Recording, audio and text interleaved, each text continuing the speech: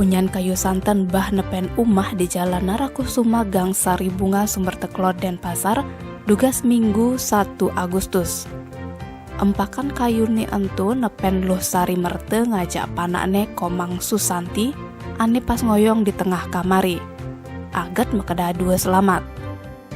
Keluarga korban nyoman Sujane ngorang, pas kejadian ia sedang ada di sisi umai ajak kebanjarane.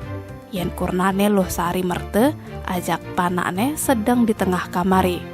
Sagetan punyan kayune ane tegane 6-7 meter empak nepen umahne. Kurnane ajak ke panakne laut mecepes. Cek pasti Sujana makesiap. Ia lantas ngenggalang nulungin kurnan jak panakne. Sujana masih tulungine ajak warga ken petugas BPBD Denpasar ngisi dang kayune empak. Agat ajak kedah dua selamat, cuma makedah dua metatu bedek di sirahne.